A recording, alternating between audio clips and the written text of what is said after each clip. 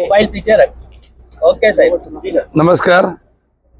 ગુજરાતના માનનીય મુખ્યમંત્રી ભૂપેન્દ્રભાઈ પટેલ સાહેબ, નાયબ મુખ્યમંત્રી હર્ષભાઈ સંઘવીની આગેવાનીમાં ગુજરાત સરકાર દ્વારા સમગ્ર રાજ્યની અંદર નવીન બસો મૂકીને ગ્રામ્ય વિસ્તાર હોય કે સિટી વિસ્તાર હોય નાગરિકોને સારી સુવિધા મળે એને ધ્યાનમાં રાખીને ગુજરાત સરકાર કામ કરે છે.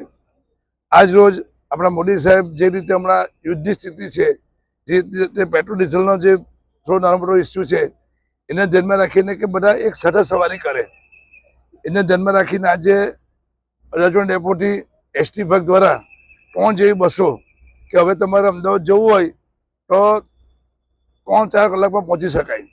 કારણ કે આપણો જે NHI છે જે નવો બન્યો છે હમણાં, તો આ જે બસ છે એ અહીંથી ઉપડીને તમારે કિમથી NHI પર સીધી ચડી જવાની છે. એના કારણે ટ્રાફિકનો જે મુદ્દો નડે છે, રસ્તા પહોળા છે, એટલે બસ ઝડપથી આપણી ત્યાં પહોંચવાની છે.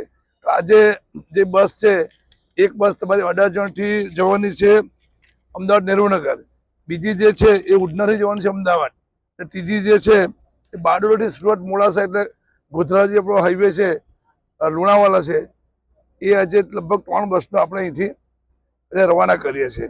એટલે તમે જુઓ તો આખા રાજ્યની અંદર મુખ્યમંત્રીશ્રી, નાયબ મુખ્યમંત્રીશ્રી અને ખાસ કરીને મોદી સાહેબની આગેવાની હેઠળ આખા રાજ્યની અંદર તમને જો બધી જગ્યાએ નવી બસો દેખાય છે. પહેલા સમય એવો હતો કે ખખડ જ બસો દેખાતી હતી, પણ આજે દર વર્ષે હજારો બસો ગુજરાતના ગામે ગામ શહેરોની અંદર મૂકીને પ્રજાને લગભગ મને ખ્યાલ છે સુધી લગભગ 30-35 લાખ લોકો ડેઇલી એસટી દ્વારા મુસાફરી કરે એવો મને તો અંદાજ છે. એવું છે ને સાહેબ? તો આ એક બહુ સારું કદમ છે.